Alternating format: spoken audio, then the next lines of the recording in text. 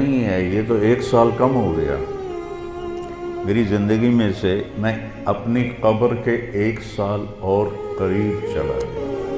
کتنے نوجوان کیا بوڑھے کیا موبائل سے کھیل کھیل اپنی زندگی برباد کر رہے ہیں، گیموں میں زندگی برباد کر رہے ہیں، چیٹنگ میں زندگی برباد کر رہے ہیں۔ وقت ایک قیمتی چیز ہے۔ تو بہت سے لوگ 1 اپریل کو نیا سال مناتے تھے تو ان کو لوگ ان پر مذاق ان کا اڑاتے تھے، یہاں سے 1 اپریل فول بنا۔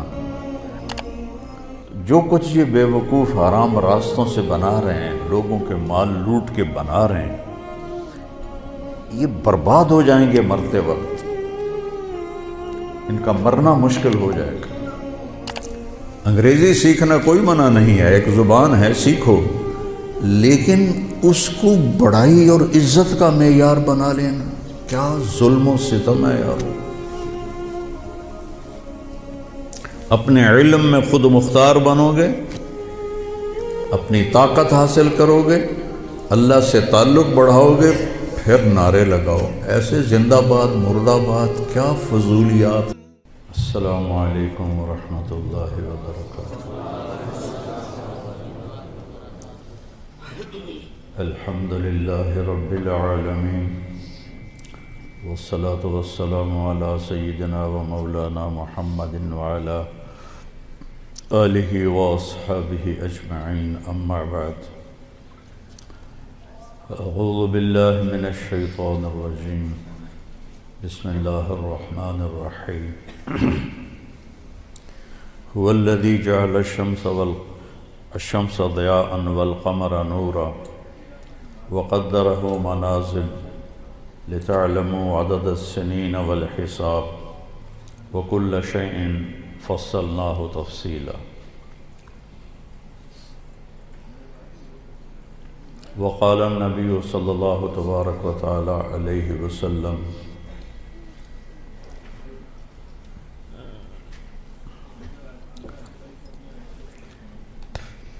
شیئان مغبون فیہما کثیر من الناس الصحة والفراغ۔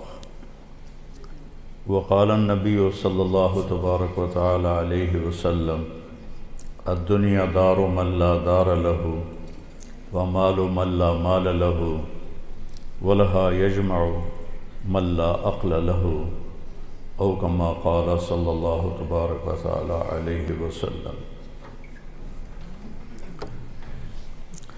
میرے محترم بھائیو اور دوستو عزیزو، اکثر ماشاءاللہ نوجوان بیٹھے ہو۔ اللہ تعالیٰ نے زندگی کو بہت قیمتی بنایا ہے، اور زندگی وقت کے ساتھ گزرتی ہے۔ وقت اللہ کی ایک مخلوق ہے جو کچھ فاصلے میں ہے، اوپر وقت خط کوئی نہیں ہوتا ہے۔ آسمان کے اوپر اوقات کی کوئی حیثیت نہیں ہوتی۔ جنت میں بھی ٹائم زیرو ہو جائے گا، کروڑ سال کے بعد بھی وہ اسی جگہ پہ کھڑا ہوگا جہاں وہ کروڑ سال پہلے۔ یہاں اللہ تعالیٰ نے فرمایا کہ میں نے سورج اور چاند کو گردش دی جس سے سال اور مہینے پیدا ہوئے۔ ویسے تو نئے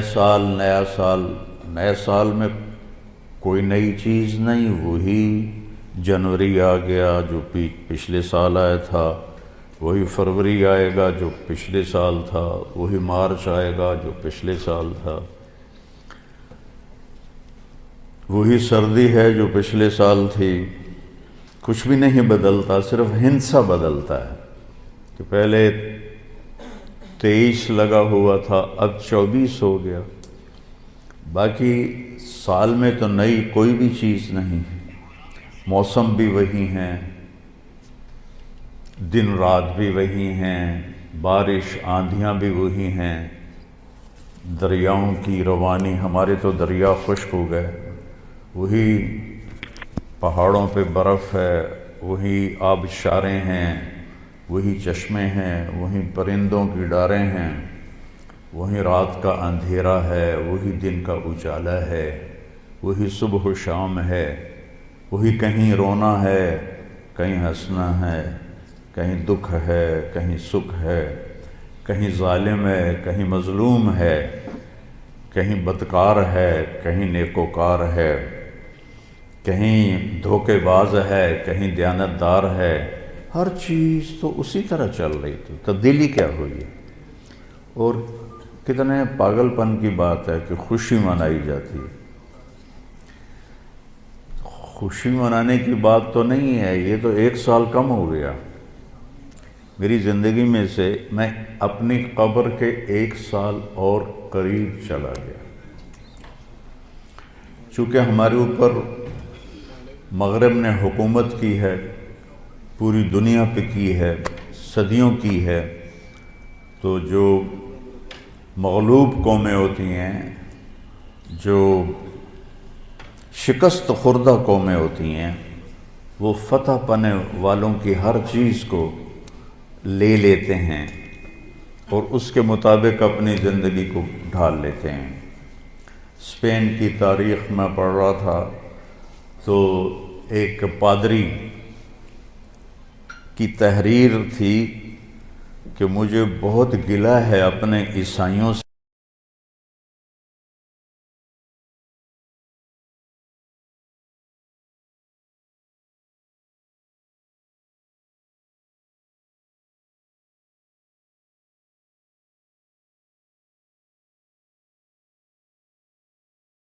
ہے کہیں خوشی منانے کی بات تو نہیں ہے، یہ تو 1 سال کم ہو گیا میری زندگی میں سے، میں اپنی قبر کے 1 سال اور قریب چلا گیا۔ چونکہ ہمارے اوپر مغرب نے حکومت کی ہے، پوری دنیا پہ کی ہے، صدیوں کی ہے، تو جو مغلوب قومیں ہوتی ہیں، جو شکست خوردہ قومیں ہوتی ہیں، وہ فتح پانے والوں کی ہر چیز کو لے لیتے ہیں اور اس کے مطابق اپنی زندگی کو ڈھال لیتے ہیں۔ اسپین کی تاریخ میں پڑھ رہا تھا تو ایک پادری کی تحریر تھی کہ مجھے بہت گلہ ہے اپنے عیسائیوں سے کہ انہوں نے عربی لباس پہننا شروع کر دیا ہے، انہوں نے اپنی زبان چھوڑ کے عربی میں بولنا شروع کر دیا۔ اب جیسے ہماری نسل انگریزی میں بولتے ہیں، اردو میں بھی انگریزی شامل کرتے ہیں، پنجابی میں بھی انگریزی، بلکہ انگریزی بولنا ایک معیار بن گیا ہے۔ اس قدر حماقت ہے کہ معیار تو انسانیت ہے۔ اچھا انسان بڑا آدمی ہوتا ہے، انگریزی بولنے والا بڑا، انگریزی بولنے والوں نے تو ملک لوٹ لیا۔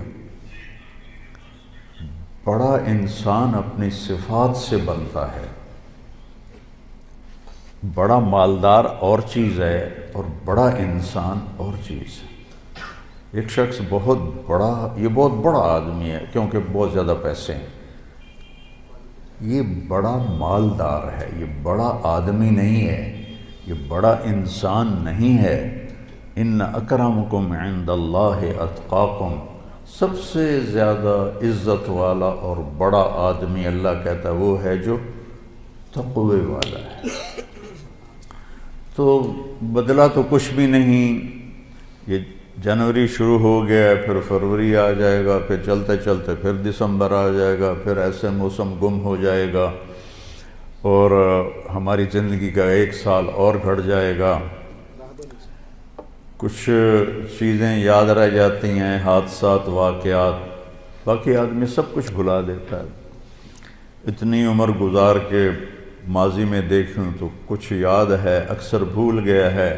البتہ پچھلے سال کا جو میرے بیٹے کی وفات کا حادثہ ہے وہ شاید مجھے موت ہی بھلائے گی، اس سے پہلے تو بھولنے کا کوئی شکل نظر نہیں آتی۔ اس کا وقت تھا، وہ چلا گیا۔ تو 2023 تو میری زندگی میں ہمیشہ ہی مجھے دکھ دیتا رہے جب تک میری زندگی باقی ہے۔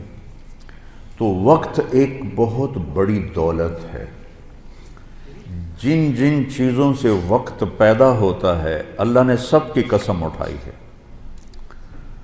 وقت زمین آسمان کے درمیان کی مخلوق ہے، تو والسماء والطارق، آسمان کی قسم، ستارے کی قسم، والنجم، ستارے کی قسم، ستاروں کی گردش سے وقت بنتا ہے، والشمس وضحاہا، سورج کی قسم، اس کی روشنی کی قسم، والقمر اذا تلاہا، چاند کی قسم، تو چاند اور سورج کی گردش سے وقت بنتا ہے، جو میں نے پہلے آپ کو خطبے میں آیت پڑھی کہ جس نے سورج کو ضیاء بنایا، ضیاء کہتے ہیں جو خود روشنی پیدا کرتا ہو، والقمر نورا، اور چاند کو نور بنایا جو کسی سے روشنی لے کر روشن ہوتا ہو، اس لیے ان دونوں میں اللہ نے فرق کیا، چاند کو ضیاء نہیں فرمایا، چاند کو نور فرمایا، سورج کو ضیاء فرمایا کہ ضیاء اپنی روشنی خود بنا رہا ہے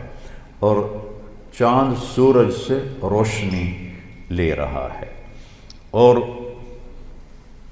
سورج کے اندر جو ہیلیم گیس ہے وہ ہر سیکنڈ میں دھماکہ کرتی ہے، ہر سیکنڈ میں، اور اس دھماکے سے اتنی انرجی پیدا ہوتی ہے کہ اگر 50 لاکھ ایٹم بم ایک وقت میں پھاڑے جائیں تو زمین تو پھر نظر ہی نہیں آئے گی کہاں گئی، تو سورج میں ہر سیکنڈ میں ہیلیم نائٹروجن میں بدلتی ہے، اور اس سے جو اس تبدیلی میں جو ایک دھماکہ ہوتا ہے 50 لاکھ ایٹم بم پھاڑنے کے برابر اس کی طاقت ہوتی ہے، اور اس سے جو شعلے نکلتے ہیں وہ 1 لاکھ کلومیٹر لمبے ہوتے ہیں۔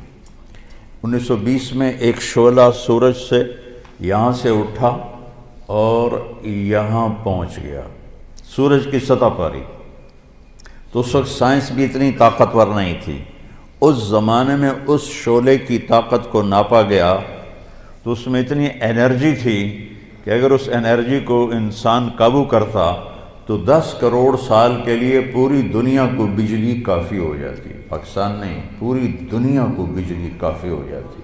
تو سورج اپنی روشنی خود پیدا کرتا ہے اللہ کے امر سے، وہ تو خود کچھ بھی نہیں، چاند اس سے روشنی لیتا ہے، تو چاند نور ہے، سورج ضیاء ہے۔ پھر اللہ تبارک و تعالیٰ نے زمین کی قسم اٹھائی کہ اس کی گردش سے وقت میں دن اور رات آتے ہیں، والارض وما طحاها ونفس وما سواها، پھر ہمارے اوپر وقت گزرتا ہے، ہماری قسم اٹھائی، واللیل اذا یغشا، رات وقت کا حصہ بنتی ہے، اللہ نے رات کی قسم کھائی، والنہار اذا تجلی، دن اللہ کا دن ہمارے وقت کا حصہ بنتا ہے، اللہ تعالیٰ نے پھر اس کی قسم اٹھائی۔ ہر وہ چیز جو وقت کے بننے میں استعمال ہو رہی ہے اللہ اس کی قسم اٹھا رہا ہے، یہ بتانے کے لیے کہ یہ جو سانس ہے نا اب یہ کبھی واپس نہیں آئے گا، گئی دولت واپس آ جاتی ہے، گئی صحت واپس آ جاتی ہے، گری عمارت دوبارہ بن جاتی ہے، لیکن یہ جو سانس وقت نے لیا ہے واپس نہیں آ سکتا ہے۔ دن اور رات کتنے بڑے ڈاکو ہیں کہ علل اعلان ہماری زندگی کو کھاتے جا رہے ہیں، کھاتے جا رہے ہیں، کھاتے جا رہے ہیں۔ کوئی ہمارے 100 روپے جیب سے نکالے تو ہم کہتے ہو یہاں جمعے میں آ جاتے ہیں جیب کترے، وہ موبائل نکالتے ہیں، اور جی میرا موبائل نکل گیا، ذرا ہوشیار بھی رہنا، پتہ نہیں آئے نہ بیٹھے ہوئے تو وہ میرا موبائل نکل، لیکن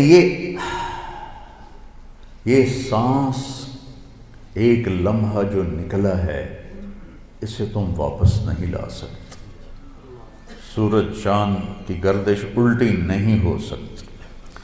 تو اس کی اہمیت بتانے کے لیے اللہ تعالیٰ نے ان ساری چیزوں کی قسم اٹھائی، والشمس وضحاها والقمر اذا تلاها والنہار اذا جلاها واللیل اذا یغشاها والسماء وما بناها والارض وما طحاها ونفس وما سواها، 7 چیزوں کی اکٹھی قسم اٹھائی ہے اللہ تعالیٰ نے، سورج کی قسم، چاند کی قسم، دن کی قسم، رات کی قسم، آسمان کی قسم، زمین کی قسم اور اے انسان تیری جان کی قسم کہ وقت نے تجھے گھیرا ہوا ہے اور تجھے کھینچ رہا ہے ہر ٹک ٹک ٹک یہ کلہاڑے کی طرح میری زندگی کے درخت کو کاٹ رہی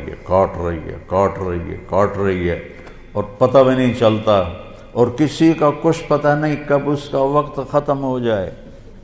میں اپنے بارے میں تو سوچتا تھا کہ 70 سال کا ہو گیا ہوں تو اب میری زندگی مطلب جامن دا ویلا نیڑے ہی ہے، لیکن وہ عاصم پہ وقت آ گیا جو 36 سال کا نوجوان اور اتنا صحت مند کہ 30 کلومیٹر مسلسل دوڑنے کی طاقت تھی اس کے اندر، 30 کلومیٹر ایک سانس میں دوڑتا تھا، اور خانپور ڈیم کو 1 گو میں اس نے کراس کیا اور آر پار کیا۔ اس کے اوپر موت کا حکم آ گیا، تو کچھ پتہ نہیں ہے۔ مریض سسک رہا ہے یا اللہ موت دے دے، اور جوان مانگ رہا ہے یا اللہ زندگی دے دے، اس پہ موت آ جاتی ہے۔ اور وہ ہمارا ایک نوکر تھا چاچا فتح محمد نام تھا، فتح کہتے تھے، آخر عمر میں بیمار ہو گیا تھا، تو میں اس کا حال پوچھنے گیا تو مجھے کہا میاں موت نہیں آ رہی، ہمارا ٹائٹل ہے وہاں خاندانی میاں موت نہیں آ رہی، کسی کو مانگے نہیں ملتی، کسی کے بچتے لوگ کہتے ہیں نا میں تو مرتے مرتے بچا، ارے بھائی بچتے بچتے مر جائیں گے، میں تو مرتے بچے، ایک دن اس کا الٹ ہو جائے گا، بچتے بچتے مر جائے۔ وقت قیمتی چیز ہے، اور یہ قیمتی بنتا ہے اس میں کچھ بھرنے سے، اور جو بھر دو گے نکال نہیں سکو گے۔ وقت کے برتن میں جو بھرو گے، وہ بوتلوں میں یہ سیرپ مشینوں ایسے ڈال رہی ہوتی ہے نا، ایسے بوتل آتی ہے، اس میں اوپر سے وہ مشین اس کے اندر سیرپ ڈالتی ہے، وہ آگے چلی جاتی، کبھی کوئی بوتل مس ہو جاتی ہے تو خالی آگے نکل جاتی، اس کے اوپر کھڑا ہوا جو ہے کام کرنے والا وہ اس کو اٹھا کے دوبارہ پیچھے رکھ دے تو پھر بھر جاتی ہے۔ لیکن یہاں یہ نہیں ہو سکتا کہ میری یہ گھڑی خالی چلی گئی، کچھ بھی نہ کیا، یا موبائل سے ہی کھیلتا رہا۔ کتنے نوجوان کیا بوڑھے کیا موبائل سے کھیل اپنی زندگی برباد کر رہے ہیں، گیموں میں زندگی برباد کر رہے ہیں، چیٹنگ میں زندگی برباد کر رہے ہیں۔ وقت ایک قیمتی چیز ہے۔ یہ سال مہینے تو ہم نے بنائے ہیں، اللہ نے کہا تھا تعلموا عدد السنین والحساب، مہینے سال تم خود بنا لینا، میں تمہیں وقت کھلا دے رہا ہوں جب تک تمہاری زندگی ہے۔ دنیا میں کئی کیلنڈر چل رہے ہیں، یہ چاند کا کیلنڈر بھی اسلامی ہے کیونکہ چاند اللہ نے بنایا، اور سورج کا کیلنڈر بھی اسلامی ہے کہ اللہ نے سورج بنایا۔ یا تو سورج کو انگریز بناتے تو پھر ہم کہتے یہ کافروں کا کیلنڈر ہے اور یہ ہمارا کیلنڈر ہے۔ اللہ تعالیٰ نے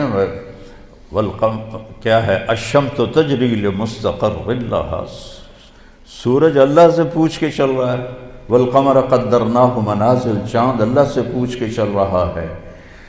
لیکن چونکہ مغرب کی قوموں نے حکومت کی تقریباً پوری دنیا پر، تو ان کا کیلنڈر عام ہو گیا، پوری دنیا میں چل گیا، ورنہ چائنا کا کیلنڈر الگ تھا، افریقہ میں تو کوئی تھا نہیں، اب بھی کانگو کے جنگلات میں کوئی کیلنڈر نہیں، وہ جنگل میں پیدا ہوتے ہیں، جنگل میں مر جاتے ہیں، ننگے رہتے ہیں، اور وہیں پیدا ہو کر وہیں مر جاتے ہیں، سانپ کاٹے سے لے کر کانٹا چبھنے کا دوا جنگل سے کرتے ہیں، اور نہ کوئی ان تک پہنچا ہے۔ تبلیغی جماعت والے پہنچے تھے کئی سال پہلے، تو اس میں ایک ان کا سردار مسلمان ہوا، اور اب آخری خبر تک 5000 اس میں مسلمان ہو چکے ہیں۔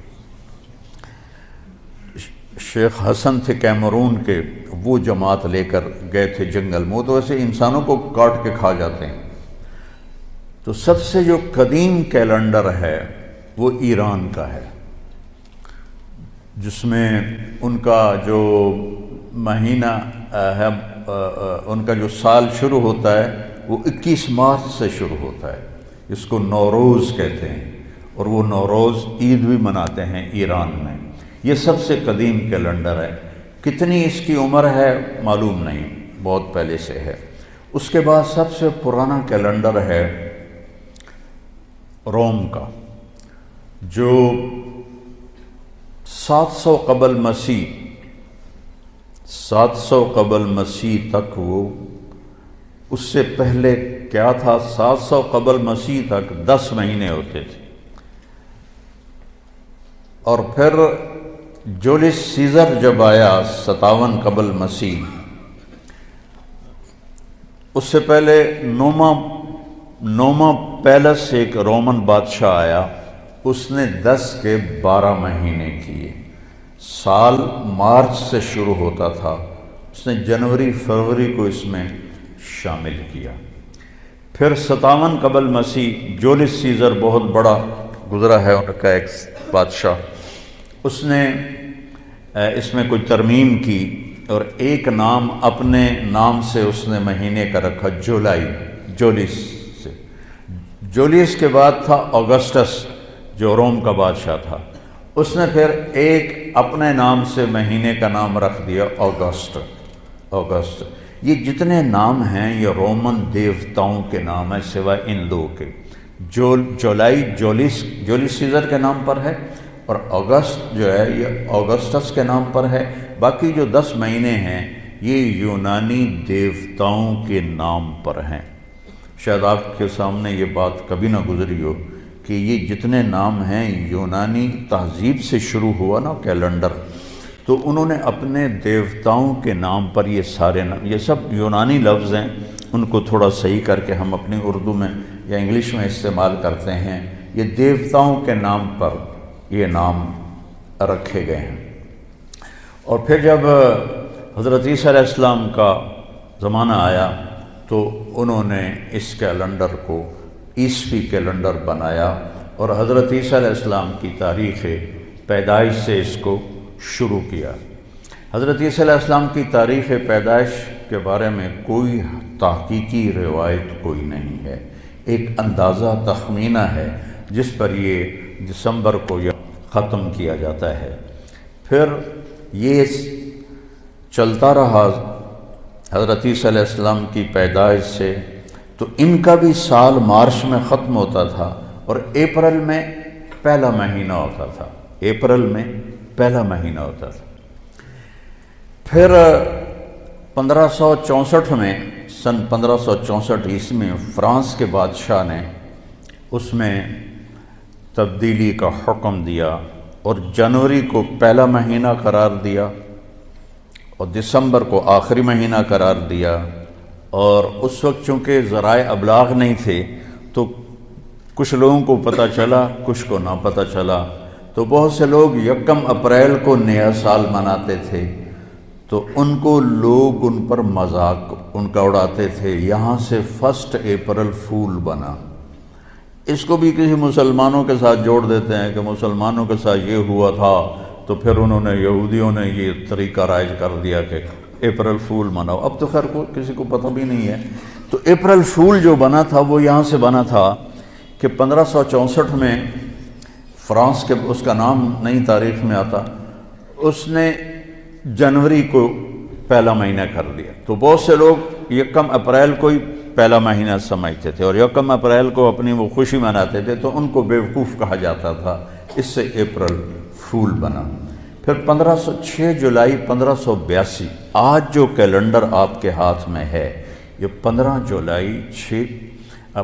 6 जुलाई 1582 को ग्रिगोरियन इसको कैलेंडर कहते हैं। ग्रिगोरी ये पोप था रोम का, उसने 30 दिन, 31 दिन, 28 दिन, लीप साल में 29 दिन, ये सारा सट करके ये 1582 से ये कैलेंडर चला आ रहा है।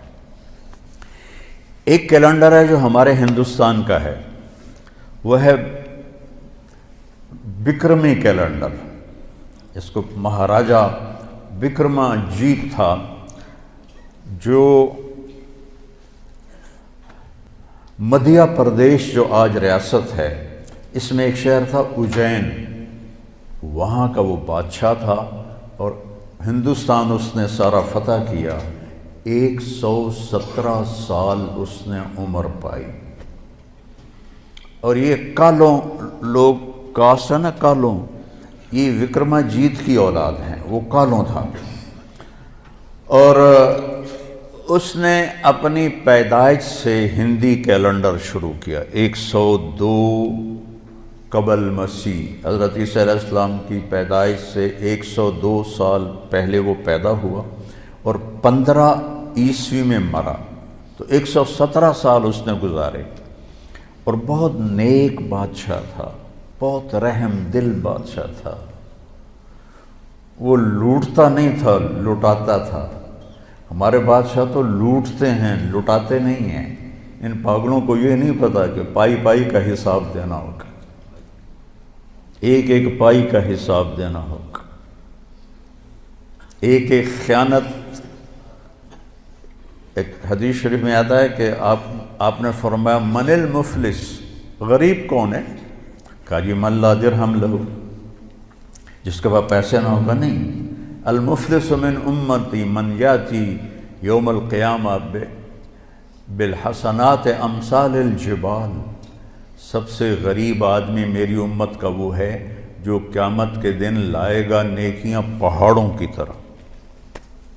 لیکن چکر باز تھا، اس کا مال لوٹا، اس کا مال لوٹا، اس کے پیسے دبائے، اس کی زمین پہ قبضہ کیا، اس کی زمین پہ قبضہ کیا۔ قبضہ مافیا پورے 4 صوبوں میں کام کر رہا ہے، تو ان زمینوں پہ قبضے کیے، پٹواری حاضر اور تحصیلدار حاضر، اوپر تک سب لائن حاضر ہوتے ہیں، سب کو جا رہا ہوتا ہے۔ کیسے دھوکے میں پڑے ہوئے ہیں یہ لوگ، یہ پاگل جانتے نہیں کہ جو ہی موت آتی ہے تو آدمی زیرو ہو جاتا، زیرو ہو جاتا۔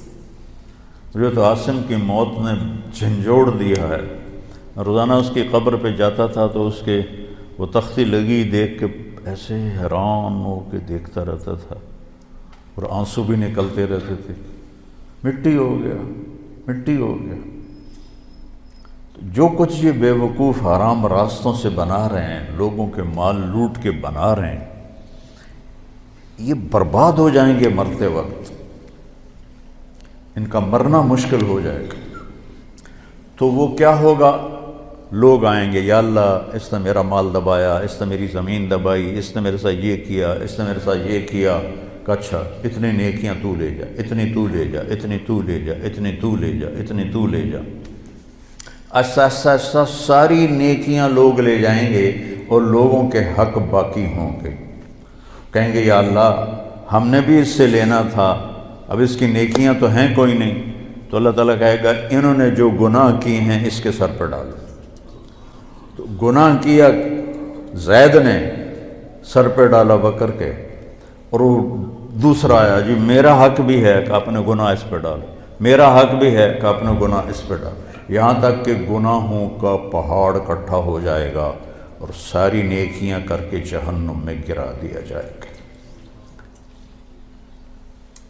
یہ دیکھ رہے ہو، ایک بالشت زمین، ایک گٹھ زمین جس نے کسی کی دبا لی، یہاں تو ایکڑوں پہ قبضے ہو جاتے ہیں، تو قیامت کے دن 7 زمینوں کو توق بنا کے اس کی گردن میں ڈال دیا جائے گا۔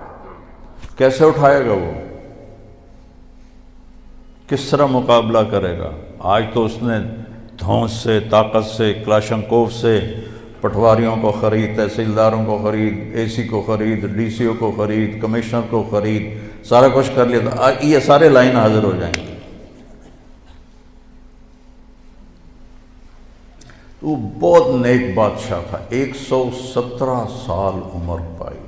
اس وقت تو مذہب ہی کوئی نہیں تھا، تو اگر وہ بت پرست نہیں ہوگا تو جن کو اسلام کی دعوت نہیں پہنچی ان کی بھی اللہ بخشش فرما دے گا۔ تو اس کی نیکی کے اس نے پورے ہندوستان پہ حکومت کی، تو اس نے یہ کیلنڈر بنایا جو ویساکھ سے شروع ہوتا ہے، ویساکھ۔ اب تو ہمیں بھی بھول گئے، ہمارے بڑوں کو نام یاد تھے، لیکن چونکہ تاریخ میرا مطالعہ رہتا ہے تو اس لیے مجھے یہ یاد ہے کہ ویساکھ سے شروع ہوتا ہے۔ تو وساکھ اور جیٹھ، ہاڑ، ساون، بدرو اس قسم کے اس کے نام ہیں۔ تو ایک کیلنڈر ہمارے ہندوستان کا ہے، یہ اس عیسوی کیلنڈر سے بھی پرانا ہے، اور پھر ایک کیلنڈر ہمارا ہے قمری، یہ سب سے بہترین کیلنڈر ہے۔ سارے کیلنڈر سورج سے جوڑ کے بنائے گئے ہیں، تو ہمارا کیلنڈر اللہ نے ہمیں دیا چاند سے۔ 17 ہجری میں حضرت عمر رضی اللہ تعالیٰ عنہ کی حکومت تھی۔ ابو موسیٰ اشعری رضی اللہ تعالیٰ عنہ یہ گورنر تھے بصرہ کے، تو انہوں نے خط لکھا کہ امیر المومنین آپ کے خط آتے ہیں، نہ پتہ ہوتا ہے یہ کب نافذ ہونا ہے اور نہ پتہ ہوتا ہے یہ کب ختم ہونا ہے، تو ارخ لنا، تو ہمارے لیے کوئی کیلنڈر بنائیے۔ تو حکومت بہت پھیل چکی تھی، 22 لاکھ مربع میل میں حکومت پھیل چکی تھی، تو حضرت عمر کو یہ بات بڑی پسند آئی، تو انہوں نے سب کو جمع کیا، فرمایا بھائی ابو موسیٰ کا خط آیا ہے تو ہمیں اپنا کوئی کیلنڈر بنانا چاہیے۔ سب نے کہا بالکل صحیح ہے، تو فرمایا کہاں سے شروع کریں؟ تو ایک رائے آئی میلاد النبی سے شروع کریں، ولادت نبی سے شروع کریں۔ ایک رائے آئی غزوہ بدر سے شروع کریں، ایک رائے آئی فتح مکہ سے شروع کریں۔ آپ نے حضرت علی سے پوچھا تمہاری کیا رائے ہے؟ کہا ہجرت سے شروع کریں، کہ ہجرت سے اسلام زندہ ہوا، آپ کی ہجرت ہوئی تو اسلام کے دروازے کھلے۔ تو عمر رضی اللہ تعالیٰ عنہ کو یہ رائے سب سے زیادہ پسند آئی، اور یہ طے پایا کہ بھئی ہم ہجرت نبی سے اپنے سال کو شروع کریں گے۔ کہ آپ نے جب مکہ سے مدینہ کی طرف ہجرت فرمائی تو اس وقت 27 صفر جمعرات کا دن تھا۔ آپ ابو بکر رضی اللہ عنہ کے پاس گئے کہ ابو بکر جانے کا حکم آ گیا ہے، تو انہوں نے کہا یا رسول اللہ میں بھی ساتھ ہوں؟ کہا، تو وہ رونے لگے خوشی سے، کہ میرے پاس ایک اونٹنی ہے جو ایک بڑی مشہور آپ کی اونٹنی ہے کسوا، یہ ابو بکر نے آپ کو دی تھی، کہا وہ میں آپ کو گفٹ کرتا ہوں اس دن کے لیے۔ کہا نہیں میں پیسے لوں، ہجرت ہے میں پیسے دوں گا، مدینے جا کے پیسے دوں گا۔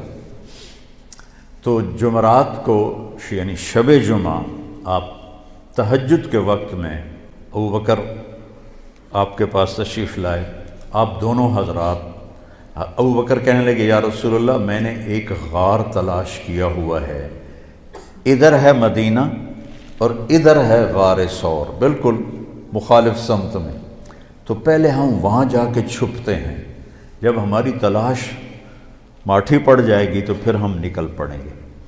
اور ایک ان کا دوست تھا عبداللہ بن اریقط، ابو بکر صدیق رضی اللہ تعالیٰ عنہ کا کافر تھا، اس کو رہبر بنایا۔ اس سے پتہ چلتا ہے کہ کافر سے کام لیا جا سکتا ہے۔ بنو عباس کے بڑے بڑے عہدوں پر عیسائی فائز تھے، مغل بادشاہوں کے اور خلجی اور بلبن اور جتنے یہ خاندان غلامہ سب کے پاس ہندو جو تھے وہ بڑے بڑے عہدوں پر فائز تھے۔ تو ہمارے نبی پنجوں کے بل چل رہے تھے، پنجوں کے بل، کہ کھوجی پیر کا نشان دیکھ کے کہیں ہمیں ڈھونڈ نہ لے۔ یہ آپ کو تو پتہ بھی نہیں ہوگا کھوجی کیا ہوتا ہے، ہم نے اپنے بچپن میں یہ سارا منظر دیکھا ہے، کچی سڑکیں ہوتی تھیں، چور چوری کر کے نکلتے تھے، تو کچھ لوگ ایسے ہوتے تھے جو پاؤں ایک دفعہ دیکھ لینا تو 100 میل تک اس کے پیچھے پہنچ جاتے تھے۔ ہمارے دادا کے چھوٹے بھائی کا اونٹ چوری ہو گیا، اور چوری ہو جانا ذمہ دار کے لیے بڑی ذلت کی بات تھی۔ یہ نہیں کہ وہ بھوک کی وجہ سے پیچھے بھاگتے تھے، وہ بےزتی کی وجہ سے اس کو تلاش کرتے تھے کہ ساڑی چوری ہو گئی، ساڑی چوری ہو گئی۔ پھر کچھ ذمہ دار تھے جو وہ چوری کروا کے کھا جاتے تھے، اور کچھ ایسے ہمارے بڑے بھی چوریاں کرواتے تھے لیکن کوئی کھاتا نہیں تھا، آگے دے دیتا تھا، اور وہ چوری دشمنی کی ہوتی تھی، اگلے کو بے عزت کرنے کے لیے کہ ویکھو جی فلانے دا اٹھ چوری ہو گیا، فلانے دی مچھ چوری ہو گئی۔ اس وقت یہی چیزیں چوری ہوتی تھی، پیسہ تو ہوتا نہیں تھا۔ تمہارے دادا کے چھوٹے بھائی کا اونٹ چوری ہو گیا، تو میرے دادا کھوجی کو لے کر نکلے، ہمارا گاؤں تلمبے کے پاس ہے، وہاں سے لے کر پیدل چلتے چلتے چلتے ڈیرہ غازی خان پہنچے، جو وہاں سے کوئی 200 کلومیٹر ہے، وہاں سے آگے چوٹی پہنچے، جو وہاں سے آگے پھر 20-25 کلومیٹر ہے، وہاں پہنچے تو ایک سردار کے ڈیرے پر اونٹ کھڑا ہوا تھا، تو میرے دادا پہنچ گئے، السلام علیکم۔ وعلیکم السلام۔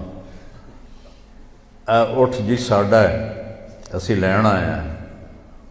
وہ کہنے لگا پتر میں چوری کدی کسی دی واپس نہیں موڑی، اے ہن میرا ہے، جاؤ تسی۔ اب میرا دادا کہ ابھی منزل پہ پہنچ کے پانی نہ پاؤں تو اب وہ بیچارے پریشان، لڑ تو سکتے نہیں تھے، 4 آدمی، ایک کھوجی، 4 سے مراد کئی لوگ، اور یہ وہاں تو لڑ نہیں سکتے تھے، وہاں تو سارے رائفلوں والے تھے۔ تو وہ تھوڑی دیر کے بعد وہ سردار کہتا کتھوں آئے ہو؟ میرے دادا نے کہا تلمبے آئے ہیں۔ تو کہنے لگا میاں گانے نو جان دے ہو؟ تو میرے دادا نے کہا میاں گانا میرا پیو ہے، میرا باپ۔ اچھا تیرا پیو ہے؟ وہ کھڑا ہو گیا اور میرے دادا کو گلے لگایا اور کہنے لگا تیرے پیو دا میرے تے ایک احسان ہے، بہ جا تینوں سنائینا۔ تو وہ کہنے لگا میں تلمبے میں پولیس نے مجھے پکڑ لیا، تو تھانے میں ڈھک دیا تلمبے پولیس نے، تو میں نے سپاہیوں سے پوچھا اس تھانے میں کس کی بات مانی جاتی ہے؟ تو سپاہیوں نے کہا میاں گانے دی۔ نام تو اس کا غلام محمد تھا، گہنا کہتے ہیں زیور کو، تو اپنی خوبیوں کی وجہ سے وہ گہنا گہنا کہلاتا تھا، نام غلام محمد تھا اس کا۔ تو وہ کہنے لگا میں ایک سپاہی نو آکھیا بھی جا میاں گانے نو آکھ ایک پردیسی تیرے نال گل کردا ہے۔ تو اس وقت گھوڑے ہوتے تھے، کچی سڑکیں، جنگل، میرا پردادا آ گیا تو کہنے لگا جی حکم کا جی میں چور تا ہاں پر تواڈے علاقے چ کوئی چوری نہیں کی تھی، تو ربوں پھدی پیاں میری مدد کر۔ تو میرے پردادا نے تھانے دار سے کہا اس کو چھوڑ دو، اس نے چھوڑ دیا۔ ان کا تیرے پیو دا احسان ہے میرے اتے، اے اپنا اٹھ بھی لے جا تے ایک میرا بھی لے جا۔ تو وہ 2 اونٹ لے کر میرے دادا واپس پہنچے۔ تو وہ ایک بہت بڑی ذلت سمجھی جاتی تھی اس کا، یعنی چوری کا ہو جانا۔ پتہ نہیں ہے گل میں کیوں شروع کی تھی ہے؟ ہاں ہمارے نبی پنجوں پہ چل رہے تھے کہ کھوجی نہ پہنچ جائے۔ تو کھوجی کے لفظ کی وضاحت کے لیے میں نے آپ کو یہ قصہ سنایا، میں نے خود کھوجی دیکھے ہیں، وہ ایسے جھک کے تھوڑی دیر تک پاؤں کو دیکھتے رہتے تھے اور پھر ان کا نقش بیٹھ جاتا تھا، وہ اس کو لے کے چلتے رہتے تھے۔ پکی سڑکیں ہوتی نہیں تھیں، کچی سڑکیں ہوتی تھیں، تو 200 میل تک بھی پہنچ جاتے تھے۔ اور ابو بکر کبھی آگے چلتے کبھی پیچھے چلتے، کبھی آگے چلتے کبھی پیچھے چلتے۔ تو آپ نے فرمایا ابو بکر کیا کر رہے ہو؟ کبھی آگے ہو جاتے ہو کبھی پیچھے ہو جاتے ہو؟ کہ یا رسول اللہ جب مجھے ڈر لگتا ہے کہ آگے کوئی چھپا ہوا ہوگا وار نہ کر دے تو میں آگے ہو جاتا ہوں تاکہ میرے اوپر آئے، آپ پہ نہ آئے، اور جب مجھے خیال آتا ہے کوئی پیچھے سے حملہ نہ کر دے تو پھر میں آپ کے پیچھے ہو جاتا ہوں کہ جب دشمن وار کرے تو میرے اوپر کرے، آپ پہ نہ کرے۔ تو پنجوں پہ چلتے چلتے یہ کچھ 4 میل کا فاصلہ تھا، پتھروں پر کنکروں پر آپ کی ساری انگلیاں زخمی ہو گئیں۔ تو جب پہاڑ پہ چڑھنے کا وقت ہے تو ایسا پہاڑ ہے جنہوں نے دیکھا ہوا ہے سیدھا، تو آپ پاؤں کی تکلیف کی، انگلیوں کی تکلیف کی وجہ سے چڑھ نہ پائے۔ تو ابو بکر رضی اللہ عنہ نے آپ کو اپنی کمر پہ بٹھایا اور پورا پہاڑ اوپر چڑھ کے گئے اور آپ کو باہر بٹھایا۔ کہہ نہیں یا رسول اللہ آپ نے اندر نہیں جانا، اندھیرا تھا، 27 کی رات تھی، 27 صفر کی رات تھی۔ اندر گئے، ٹٹول کے جتنے سوراخ تھے نا پتھروں سے بند کیے، پھر سوراخ باقی تھے، اپنی پگڑی کو اتارا اور پھاڑ کے سوراخ بند کیے، پھر سوراخ باقی تھے تو آپ نے کرتے کو اتارا اور پھاڑ کے سوراخ بند کیے۔ ایک سوراخ باقی رہ گیا، یہ وہ تھا جس میں سانپ تھا۔ تو بعض علماء نے یہ بات کہی ہے کہ وہ سانپ جو ڈنگ مار رہا تھا وہ اس لیے نہیں مار رہا تھا کہ بھئی سانپ ہونے کی وجہ سے میں ڈس رہا ہوں، وہ ڈنگ مار رہا تھا کہ پیر پر آ کر میں بھی نبی دی زیارت کر لی، وہ اس لیے ڈنگ مار رہا تھا کہ میں نبی دی زیارت کرنی۔ تو جب تھوڑا سا اجالا ہوا تو آپ نے دیکھا ابو بکر ننگے بیٹھے ہوئے تھے، اوپر سے کرتا بھی کوئی نہیں، پگڑی بھی کوئی نہیں۔ تو آپ نے کہا ابو بکر یہ کیا ہوا، کتنے گئے تیرا چولا تیری پگڑی؟ تو انہیں ایسے دکھائی، یا رسول اللہ یہ سارے تھے سوراخ، مجھے ڈر لگا کوئی بچھو، کوئی سانپ، کوئی کیڑا آپ کو تکلیف نہ پہنچائے، تو اس لیے میں نے یہ کور کر دیے۔ تو میرے نبی کی آنکھوں میں ایک دم آنسو ایسے چھل کے پانی کی طرح، اور آپ نے ہاتھ اٹھائے، کہا یا اللہ میں ابو بکر سے راضی ہوں، تو بھی اس سے راضی ہو جا اور اسے جنت میں میرا ساتھی بنا دے۔ فوراً جبریل آئے اور انہوں نے آ کر کہا یا رسول اللہ، اللہ فرما رہے ہیں ہم ابو بکر سے راضی ہو گئے اور جنت میں آپ کا ساتھی بنا دیا۔ ویسے بھی آج 22-23 جمادی الثانی ہے، تو حضرت ابو بکر رضی اللہ تعالیٰ عنہ کی وفات 22 جمادی الثانی کو ہوئی ہے، تو اس کی نسبت میرے ذہن میں تو میں کوئی تیاری کر کے تو آتا نہیں ہوں، جو اللہ تعالیٰ جدھر مجھے لے جاتا ہے میں چل کے آپ کو بتا دیتا ہوں، لیکن تھوڑا سا میرا یہ فوکس تھا کہ میں وقت کے بارے میں آپ کو بتاؤں۔ تو وہ ہجرت سے کیسے شروع ہوا؟ تو آپ 27 کی رات، 28 کی رات، 29 کی رات رہے، اور یکم کی صبح کو تہجد کے وقت آپ وہاں سے نکلے۔ تو آپ نے مکے کو دیکھا تو کہیں کہیں چراغ ٹمٹماتے تھے، تو آپ نے کہا یا مکہ تو ما اطیبک من بلد واحبک الی لولا ان قومی اخرجونی منک لما سکنت غیرک۔ اے مکہ تو مجھے کتنا محبوب ہے، اگر میری قوم مجھے نہ نکالتی تو میں تمہیں چھوڑ کے کبھی نہ جاتا۔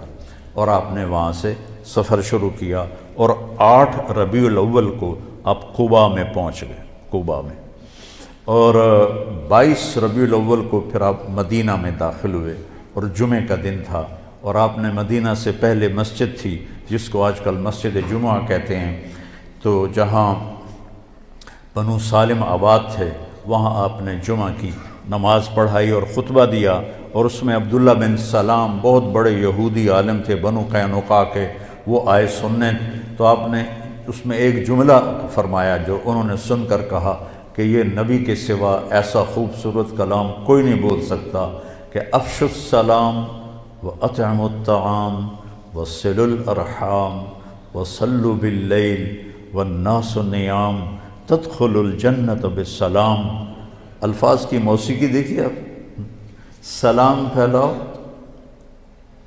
کھانے کھلاؤ، رشتہ داروں سے اچھا سلوک کرو، اور رات کو اس وقت اٹھ کے نماز پڑھو جب لوگ سو رہے ہوں، تو آرام سے جنت میں داخل ہو جاؤ۔ تو کہنے لگے یہ سچا نبی ہی ایسا بول سکتا ہے اور کوئی نہیں بول سکتا۔ تو یہ تھوڑا سا ہجرت کا خاکہ میں نے آپ کو بتایا۔ تو پھر وہاں سے آگے اسلام کا عروج شروع ہوا، تو ہجرت پر طے ہو گیا کہ ہم ہجرت سے اپنا کیلنڈر شروع کریں گے۔ اب آیا کہ پہلا مہینہ کون سا ہو، تو اس میں بھی کئی رائے آئیں۔ کئیوں نے کہا کہ نبی کی ولادت والا مہینہ پہلا مہینہ ہو، تو کئیوں نے کہا کہ وہی مسلمانوں کی غزوہ بدر کا پہلا مہینہ ہو، اس طرح مختلف رائے آئیں، مجھے اب پوری یاد نہیں ہے۔ تو پھر حضرت علی کی رائے آئی کہ محرم سے شروع کرو، کیونکہ محرم سے ہجرت کی ابتدا ہوئی تھی۔ ذوالحجہ میں 72 آدمی مدینہ سے آئے، اور آپ کے ہاتھ پر بیعت کی۔ حضرت عباس رضی اللہ عنہ کو آپ ساتھ لے کر گئے، وہ مسلمان نہیں تھے، اور اب انہوں نے پہاڑ ہٹا دیے ہیں۔ وہاں مینا میں ایک مسجد پرانی سی نظر آتی ہے، جو پیدل جائیں گے نا تو میں نے تو وہاں نماز بھی پڑھی ہے، اذان بھی دی ہے، جماعت بھی میں نے ہی کرائی ہے، کوئی بھی وہاں نہیں تھا تو شرطے آ گئے تو ان کو میں نے جماعت کروائی تھی۔ میں پیدل چلا گیا تھا عزیزیہ سے، وہاں بیٹھ کر تھوڑا سا وہ میں نقشہ اپنے دماغ میں سوچ رہا تھا کہ یہاں مدینے کے ساتھی اکٹھے ہوئے 72، 2 عورتیں ام منی ام عمارہ اور 70 مرد، اور ادھر میرے نبی اور آپ کے چچا عباس، گپ اندھیرا، رات کا آخری حصہ۔ تو حضرت عباس نے پہلے بات کی کہ دیکھو بھائی، یہ ہم بنو ہاشم اپنے بھتیجے کی حفاظت کر رہے ہیں، دشمنوں سے اس کا بچاؤ کر رہے ہیں۔ تم اگر یثرب نام تھا، یثرب غم کو کہتے ہیں، اگر تم اسے لے جانا چاہتے ہو تو پھر اس کی حفاظت کرو گے، اگر نہیں کر سکتے اور کل کو چھوڑ دو گے تو آج ہی چھوڑ دو۔ تو ایک صحابی ہیں اسد بن زرارہ، کہنے لگے یا رسول اللہ، اگر آپ کی اجازت ہو تو میں جواب دوں، ایسا جواب دوں گا کہ آپ کے چچا کی کوئی توہین نہیں ہوگی۔ ہم نے کہا دو۔ تو وہ کہنے لگا عباس، چوڑیاں تو ہم نے بھی نہیں پہنی ہوئی، ہم بھی جنگوں میں پروان چڑھے ہیں اور تلواروں کی جھنجھناہٹ ہمارے نغمے رہے ہیں، تو کسی ایسے آدمی کو اپنا سردار بنانا جسے قوم نکال دے کوئی آسان کام ہے عرب کے ماحول میں؟ کسی ایسے دین کو قبول کرنا جسے سب عرب نے رد کر دیا ہو آسان ہے عرب کے ماحول میں؟ جب ہم یہ کر چکے ہیں تو حفاظت بھی کر کے دکھائیں گے۔ تو کہ یا رسول اللہ بیعت کے لیے ہاتھ بڑھائیں۔ تو ایک دم ایک صحابی کھڑے ہوئے، حضرت عباس ابن مرداس، وہ عباس بن عبد المطلب چچا، عباس بن مرداس ان میں سے مدینے والوں سے، ٹھہرو ٹھہرو ٹھہرو ٹھہرو ٹھہرو ٹھہرو، مدینے والوں کو ٹھہرو ٹھہرو ٹھہرو ٹھہرو ٹھہرو، کیا ہوا؟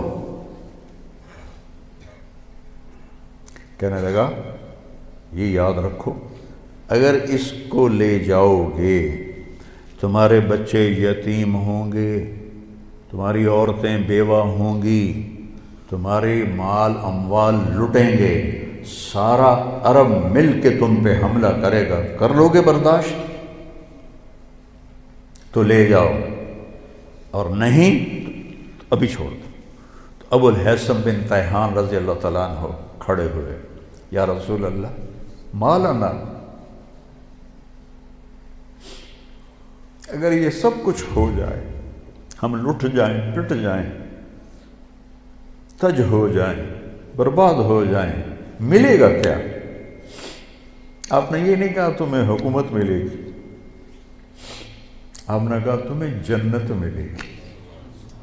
کہنے لگا واہ واہ واہ، پھر تو سستا سودا ہے، اپنی شرطیں بتائیں، آپ کیا چاہتے ہیں؟ آپ نے فرمایا ہر حال میں میری مانو گے، جی چاہے یا نہ چاہے۔ کتنی آج کی نسل ہے، کیوں نہیں یہ کرتے ہو؟ میرے نبی کی سنت ہے، جی دل نہیں کرنا، کہتے ہیں دل نہیں کرنا۔ میرے نبی نے یہ پتہ پہلے دن کاٹ دیا کہ جی چاہے یا نہ چاہے میری اطاعت کرو گے، میری مانو گے، اپنے جی کو نکال دو بیچ میں سے، ورنہ گمراہ ہو گئی۔ تو تمہیں کہہ رہا ہوں اپنے جی کو بیچ میں سے نکال دو، میں اپنے آپ کو بھی کہہ رہا ہوں، ورنہ جہنم کے کھڈے کے سوا کوئی جگہ نہیں ہے۔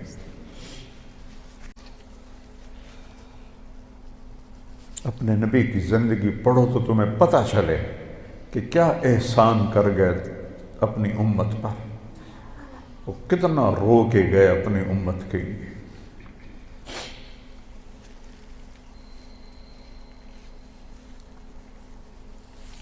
ایک رات آپ دعا کر رہے تھے، یا اللہ ابراہیم علیہ السلام نے تجھ سے کہا فمن تبعنی فإنہ منی ومن عصانی فإنک غفور الرحیم، یا اللہ جو میری مانے وہ مجھ سے ہے، جو میری نہ مانے اب تیرا مسئلہ ہے، وہ پکڑ کر یا معاف کر۔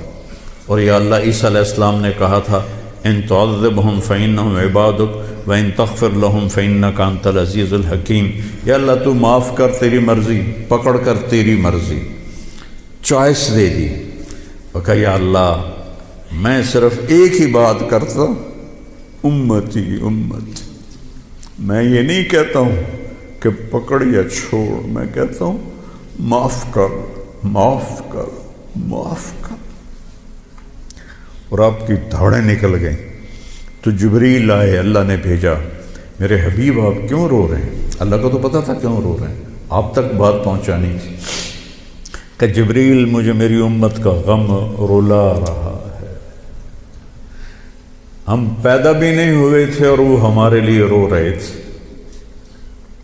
تو کوئی گنجائش ہے کہ ہم ان کے طریقے کو چھوڑ کر کسی اور طرف جائیں؟ نیا سال آ گیا ہے، سال تو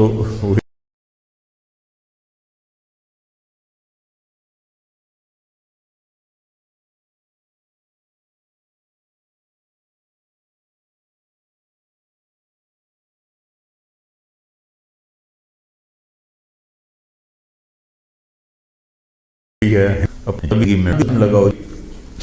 تو اللہ نے آ کے جبریل نے کہا یا رسول اللہ، اللہ فرما رہے ہیں ہم آپ کو آپ کی امت کے بارے میں خوش کرتے۔ فرمایا تطیعوننی فی المنشط والمکرہ، جی چاہے یا نہ چاہے میری مان کے چلو گے۔ تنفقون علی فی العسر والیسر، تنگی اور فراخی میں میرے اوپر مال خرچ کرو گے، میری حفاظت کرو گے جیسے اپنے بچوں کی کرتے ہو، بھلائی کو پھیلاؤ گے، برائی کو مٹاؤ گے، اللہ کے راستے میں جہاد کرو گے، لوگوں کی لان تان سن کر اللہ کی اطاعت سے نہیں ہٹو گے۔ لوگوں کی لان تان، لوگ تانے دیں گے، کیا کیا کہیں گے۔ میں جب آج سے 52 سال پہلے جب میں اللہ نے مجھے میڈیکل سے موڑا اور میں نے مدرسے میں جانے کا کہا تو پورا خاندان 6 مہینے صرف میں ٹارگٹ ہوتا تھا، گالیاں تانے، رائمنڈ والوں کو گالیاں، مولویوں کو گالیاں، مجھے گالیاں، میں تو ان کی اولاد تھا پھر مجھے بھی گالیاں، کہ پرواہ نہیں کرو گے، ڈٹ کے چلو گے، جم کے چلو گے۔ تو نے کہا جی اور کچھ؟ کہ بس اور کچھ نہیں، کہ ہاتھ بڑھائیں۔ تو آپ نے ہاتھ بڑھایا تو 2 صحابہ نے پہل کے لیے دوڑ لگائی، ایک برا بن معرور، ایک ابو الحسن بن تیہان۔ تو بعض محدثین فرماتے ہیں کہ برا بن معرور کا ہاتھ پہلے پڑا، اور بعض فرماتے ہیں ابو الحسن بن تیہان کا ہاتھ پہلے پڑا، اور میری رائے میں بھی یہی ہے کہ ابو الحسن بن تیہان وہ پہلے ان کا ہاتھ لگا، چونکہ انہوں نے پھر اس کے بعد ایک دم کہا یا رسول اللہ ایک بات ابھی بتا دیں، کل اللہ آپ کو فتح دے، عرب آپ کے تابع ہو، تو آپ ہمارا شہر چھوڑ کے مکہ تو واپس نہیں جائیں گے؟ یہ ابو الحسن نے کہا، تو آپ مسکرائے، کہا میرا جینا بھی تمہارے ساتھ ہے اور میرا مرنا بھی تمہارے ساتھ ہے۔ جب مکہ فتح ہوا تو آپ صفا پہاڑی پہ کھڑے ہو کر نا آپ نے لمبی دعا کی، تو انصار مدینہ آپس میں نا سرگوشیاں کرنے لگے، اخذتہ الرأفت ببلدہ، لگتا ہے اللہ کے نبی کو اپنے شہر کی محبت نے پکڑ لیا ہے اور شاید اب یہ مدینہ نہیں واپس جائیں گے۔ تو جبریل آئے، یا رسول اللہ انصار بدگمان ہو رہے ہیں، عشق بدگمان کر دیتا ہے، عشق کی زیادتی بدگمان کر دیتی ہے، چاہے وہ نبی کے ساتھ ہی کیوں نہ ہو۔ تو انصار بدگمان ہو گئے، تو آپ ایسے ہاتھ اٹھائے ہوئے تھے تو آپ نے ایک دم ایسے کہا یا معاشر الانصار ما اسمی اذن۔ پڑھا کرو یہ کہانیاں، تم پتہ نہیں کیا دیکھتے رہتے ہو، کیا سنتے رہتے ہو، کیا کرتے رہتے ہو، زندگی جیسی دولت کو ضائع کرتے ہو، زندگی جیسی دولت، ایک ایک پائی پہ لڑتے ہو، اور زندگی جیسا سرمایہ برباد کرتے. اے انصار کی جماعت، جانتے ہو میں کون ہوں؟ انا محمد بن عبداللہ، انا رسول اللہ، میں محمد میں اللہ کا رسول. میں تمہیں بول دے چکا ہوں، میرا مرنا بھی تمہارے ساتھ ہے، میرا جینا بھی تمہارے ساتھ. تو سارے انصار رونے لگے گا، یا رسول اللہ، محبت کی شدت کی وجہ سے بدگمانی پیدا ہوئی ہے، کوئی ایمان کی کمزوری کی وجہ سے نہیں. تو آپ نے فرمایا اللہ اس کا رسول تمہارا عذر قبول کرتے. سبحان اللہ، اللہ اس کا رسول تمہارا عذر قبول کرتے.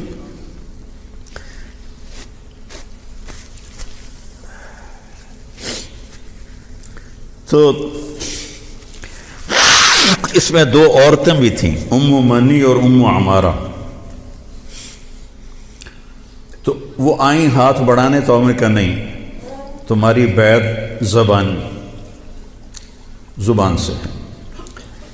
تو عبداللہ بن رواحہ کھڑے ہو گئے، یا رسول اللہ حملہ کر دیں مکے پر؟ جوان تھے، حملہ کر دیں؟ کہا نہیں نہیں نہیں نہیں نہیں، ابھی نہیں، بس خاموشی سے چلے جاؤ اپنے اپنے خیموں میں. شیطان یہ سارا دیکھ رہا تھا. اس نے مینا کی پہاڑی پہ اعلان کیا، قریش کے سرداروں، تمہارے خلاف یثرب والوں نے سازش کر دی. تو جو آواز گونجی تو وہ سارے ایک دم اکٹھے ہو گئے. تو انہوں نے یثرب کے سرداروں کو بلایا. یہ سارے نوجوان تھے. یہ سارے نبی کی ایک نشانی یہ ہے، ایک کہ اس کے پیچھے لبیک کہنے والے سب سے پہلے جوان ہوتے ہیں، چونکہ بوڑھے خشک شاخ بن چکے ہوتے ہیں اور جوان تر شاخ ہوتے ہیں. تو انہوں نے سرداروں کو بلا لیا، یہ تم نے کیا کیا، ہمارے خلاف سازش کی ہے؟ کہ اللہ کی قسم ہمیں پتہ ہی کوئی نہیں، ایسے ہی تمہارے کان بج رہے ہوں گے، ایسا کوئی قصہ نہیں. ان کو پتہ ہی نہیں تھا، پیچھے پیچھے نیچے نیچے نوجوانوں نے یہ سارا قصہ بنایا تھا. تو یہ مینا کے دن ہیں 12 13 10 11 12 13. تو اس کے 2 ہفتے کے بعد پھر اللہ تعالیٰ نے ہجرت کی اجازت دی. تو محرم سے ہجرت کی ابتدا ہو گئی. تو آپ نے فرمایا چونکہ ہجرت کی ابتدا تو محرم سے ہے، ہمارے نبی نے ہجرت کی سفر میں جا کر 27 سفر. تو ہم ہجری شروع کریں گے وہاں سے، اور سال شروع کریں گے محرم سے، کہ محرم سے ہجرت کی ابتدا ہوئی تھی.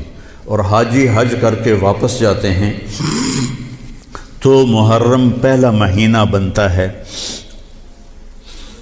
تو لہٰذا ہمارا جو سال بنا وہ بنا محرم سے شروع ہوگا، اور اس کی جو سال کی جو انتہا ہے، ابتدا، وہ ہجری سے ہوگی. اور صحابہ اجازت لے رہے تھے، جا رہے تھے. ابوبکر صدیق نے اجازت مانگی تو آپ نے انکار کر دیا. تو کہا یا رسول اللہ میں آپ کے ساتھ جاؤں گا؟ آپ نے کہا ہاں. حضرت عمر رضی اللہ عنہ نے اجازت مانگی، آپ نے دے دی. تو حضرت عمر رضی اللہ تعالیٰ عنہ نے زرہ پہنی، تلوار سجائی اور بیت اللہ کا طواف کیا. اور جہاں سارے قریشی بیٹھے تھے وہاں کے کھڑے ہو گئے. کہا بھائی جو یہ چاہتا ہو کہ اس کی بیگم بیوہ ہو جائے، بچے یتیم ہو جائیں، تو یہ میں مکہ چھوڑ کے جا رہا ہوں، جس مائی کے لال میں طاقت آئے اور مجھے روک کے دکھائے. ایک بھی نہیں اٹھا، ایک بھی نہیں اٹھا. سارے سہم گئے، دبک گئے. میرے نبی سے زیادہ دلیر تھے حضرت عمر، آپ چھپ کے گئے. حضرت عمر کا فعل سنت نہیں بننا تھا، میرے نبی کا فعل سنت بننا تھا. کمزوری کے وقت میں کیا کرنا ہے ہمیں طریقہ سکھانے کے، ورنہ جبریل ایسے براق پہ بٹھاتے اور جا کے مدینے اتار دیتے. امت کو سبق دینا تھا، جب تم کمزور ہو تو پھر اس وقت تم نعرے بازی نہ کرو، اپنی طاقت کو حاصل کرو. نعروں سے بھی کبھی کوئی قوم فتح ہوتی. اور بد دعاؤں سے بھی کبھی کوئی قوم برباد ہوتی، ہمارے جیسوں کی بد دعائیں. تو اپنی اصلاح کمزوری کے وقت میں وہ کرو جو میرے نبی نے کر کے دکھایا. کمزوری کے وقت میں وہ نہ کرو جو بدر میں انہوں نے کر کے دکھایا. اس وقت سارا باطل ہم پر چھایا ہوا. ہمیں تو ایک جہاز کا پرزہ بھی بنانا نہیں آتا، تو وہ کتنے بے وقوف ہوں گے جو کہیں ہم کو ذرا پرزہ دے ہوئے جو توڑو تے ہی بم سٹنا ہے. کیا خیال ہے دیں گے وہ؟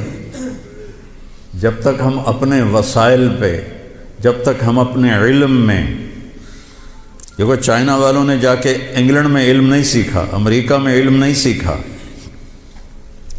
ہمارا ہر محکمہ، چاہے وہ فوج ہو چاہے وہ سول ہو، امریکہ جا رہے ہیں، انگلینڈ جا رہے ہیں سیکھنے کے لیے. ارے دشمن بھی کبھی سکھائے گا کچھ؟ ہم خود تراشتے ہیں منازل کے سنگ میل، ہم وہ نہیں ہیں جن کو زمانہ بنا گیا. جاپان نے کوئی جا کے انگریزی سیکھی تھی، چائنا نے انگریزی سیکھی تھی. انگریزی سیکھنا کوئی منع نہیں ہے، ایک زبان ہے سیکھو، لیکن اس کو بڑائی اور عزت کا معیار بنا لینا کیا ظلم و ستم ہے یار. اپنے علم میں خود مختار بنو گے، اپنی طاقت حاصل کرو گے، اللہ سے تعلق بڑھاؤ گے، پھر نعرے لگاؤ. ایسے زندہ باد مرد آباد کیا فضولیات. مسجدوں میں اتنا شور مچ جاتا ہے، زندہ باد مرد آباد. حضرت عمر رضی اللہ تعالیٰ نے دیکھا دو آدمی مسجد نبوی میں اونچی اونچی بات کر رہے تھے، تو آپ نے ایک کنکر اٹھایا اور ان کو ایسے پھینکا. جب ان کے سامنے گرا تو انہوں نے مڑ کے دیکھا تو حضرت عمر نے ایسے اشارے سے بلایا مسجد نبوی میں. تو وہ آ گئے، کہاں سے آئے ہو؟ کہ یہ طائف سے. کہ اگر تم مدینہ کے ہوتے تو مار مار کے تمہارے چہرے میں خونی کر دیتا، تم نبی کی مسجد میں اونچی آواز سے بول رہے ہو. یہاں یہ ساری مسجدیں مسجد نبوی سے جڑی ہوئی ہیں، بیت اللہ سے جڑی ہوئی. ان میں نعرے کبھی زندہ باد کبھی مرد آباد. یہ کیا امت نے طریقہ اپنا لیا ہے. سلطان عبد المجید نے جب مسجد نبوی بنائی، جو سیکنڈ لاس تھا ترکی بادشاہ، تو اس نے ساری دنیا سے کاریگر بلائے. ان کو استنبول میں ایک بستی میں ٹھہرایا اور کہا اپنے ہر ہنر والا اپنے بچے کو حافظ بنائے اور اپنا ہنر سکھائے. تو سب نے ایک ایک بچہ حافظ بنایا، اپنا تعمیراتی ہنر سکھایا. تو 3000 حفاظ اور کاریگر تیار ہوئے. ان کو سلطان عبد المجید نے مدینہ بھیجا اور انہوں نے مسجد نبوی کی تعمیر شروع کی. سارا ہر پتھر پہ قرآن پڑا ہوا ہے جو پرانی مسجد ہے. اور جب کوئی پتھر رکھتے تھے اور وہ تھوڑا بڑا ہوتا تھا، اس کے مطابق نہیں ہوتا تھا، تو وہاں نشان لگاتے. وہاں بھی تراش سکتے تھے تیشے کے ساتھ، نشان لگاتے. جس بستی میں وہ ٹھہرے ہوئے تھے وہاں وہ پتھر واپس جاتا، وہاں اس کی کاٹ تراش کر کے پھر واپس بھیجا جاتا، پھر اسے لگایا جاتا، پھر وہ تھوڑا سا زیادہ ہوتا، پھر وہیں جاتا تھا اور وہاں جا کے تاکہ ٹھک ٹھک کی آواز میرے نبی کو تکلیف نہ دے. میرے نبی تو اپنی قبر میں زندہ ہیں تاکہ ان کو تکلیف نہ ہو. تو پھر اس کو واپس لا کے پھر جوڑا جاتا تھا. ایسے ہی بیت اللہ بنا، وہ جو پرانا اب انہوں نے گرا کے نیاب کر دیا. تو ہر پتھر پہ قرآن پڑھا گیا ہے، ہر پتھر پہ. اور مسجد کا ادب ایسا تھا. پھر اس کے بعد یہ نئی مسجد، ہر سال میں جاتا تھا، میں دیکھتا تھا وہ کاریگر سگریٹ پی رہے ہوتے تھے، دھواں اڑا رہے ہوتے تھے اور ساتھ تعمیر کر رہے ہوتے تھے. نہ وہ عشق میں رہیں گرمیاں، نہ وہ حسن میں رہیں شوخیاں، نہ وہ غزنوی میں تڑپ رہی، نہ وہ خم ہے زلف ایاز میں. وہ زمانہ ہی بدل گیا. وہ مسلمان آئے وشاک گئے وعدہ فردہ لے کر، اب انہیں ڈھونڈ چراغ رخ زیبا لے کر. تو تو ہمیں قمری سال دیا گیا۔ اس کی وجہ مجھے سمجھ آئی 2014 میں جب میں ناروے گیا، اور ناروے میں ہے اینڈ آف دا ورلڈ، شمال میں and of the world Norway میں ہے، میں وہاں گیا۔ اس علاقے میں 2 مہینے سورج نکلتا نہیں اور 2 مہینے ڈوبتا نہیں، تو کیلنڈر جو شمسی ہے وہ فیل ہو جاتا ہے۔ رات ہے لیکن سورج نکلا ہوا پتہ نہیں دن ہے یا رات، دن ہے سورج نکلا ہوا پتہ نہیں دن ہے یا رات ہے۔ تو کئی علاقے ہیں ایسے اوپر شمال میں جہاں سورج کا کیلنڈر فیل ہو جاتا ہے۔ تو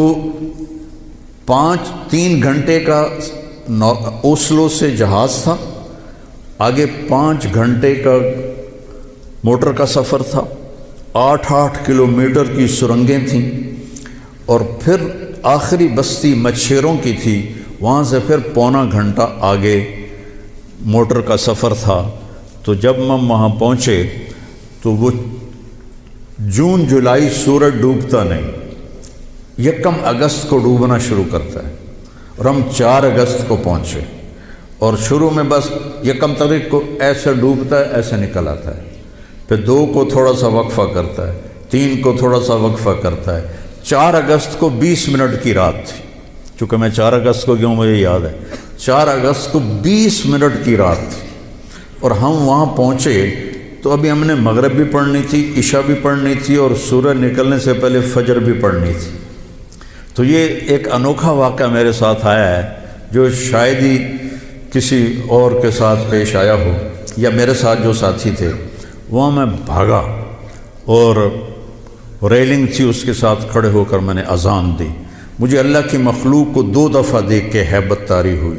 ایک ماؤنٹ ایورسٹ کو دیکھا جب وہ پوری طرح ننگا تھا، چوٹی خالی تھی، دیکھ کر میں بالکل گم ہو گیا، جس کے کیل اتنے بڑے ہوں وہ اللہ کتنا بڑا ہوگا۔ اور ایک وہ جب میں اینڈ آف دی ورلڈ پر پہنچا تو اس کا وہ منظر دیکھ کے میں گم ہو گیا۔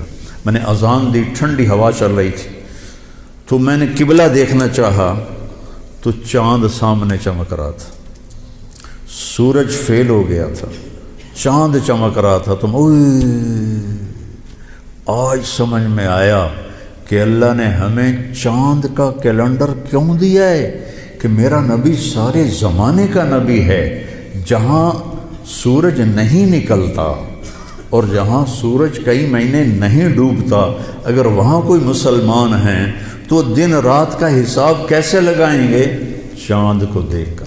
میں نے چاند دیکھا، واہ واہ اب یہ رات کھڑی ہے، تو وہ قبلہ فٹ کیا، مغرب کی نماز پڑھی۔ مغرب عشاء اکٹھے پڑھنا تو مسافر کے لیے جائز ہے باقی ائمہ کے نزدیک۔ تو پہلے مغرب پڑھی، پھر عشاء پڑھی، پھر ساتھ ہی میں نے فجر کی اذان دی۔ ہاں عشاء پڑھی، ایک وطر پڑھنا بھی سنت ہے، تو میں نے کہا بھائی آج ہکو وطر پڑھو کدیں فرض نہ نکل جاوے، تو ایک وطر پڑھا۔ پھر میں نے فجر کی اذان دی، ٹک ٹک ٹک ٹک 2 سنتیں پڑھیں، پھر والعصر انا اعطینا سے میں نے فرض نماز پڑھائی، اور بیٹھے ہی تھے کہ سورج آکھے السلام علیکم۔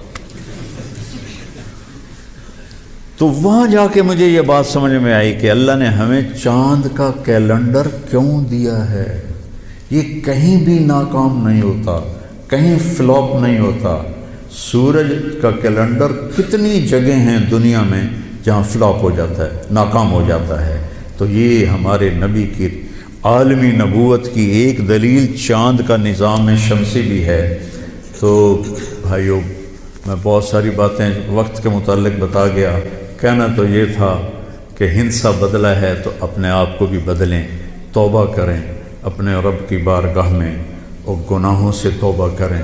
پتہ نہیں کب عاصم کی طرح کس کو موت اٹھا کے لے جائے، تو نہ جانے بلا لے پیا کس گھڑی، تو کیا کیا کرے گی کھڑی دن کے دن، نہ جانے بلا لے پیا کس گھڑی، پتہ نہیں کب موت کا ڈنکا بج جائے۔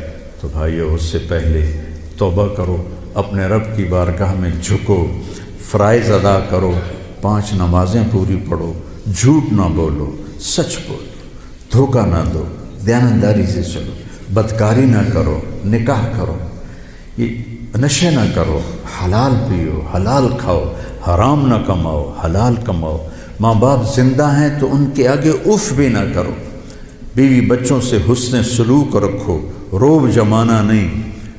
ماں باپ سے کہتا ہوں اولاد کی عزت کرو، اولاد کو عزت دو، انہیں ڈانٹ ڈپٹ سے نہ چلاؤ، پیار سے چلاؤ۔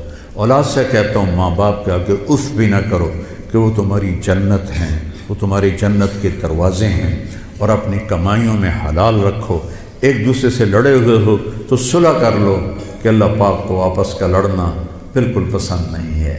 اور اب یہ سیاست کا بازار گرم ہو رہا ہے، یہ نیری منافقت ہے، منافقت کے سوا کچھ نہیں ہے، اس سے دور ہی رہو تو اچھا ہے۔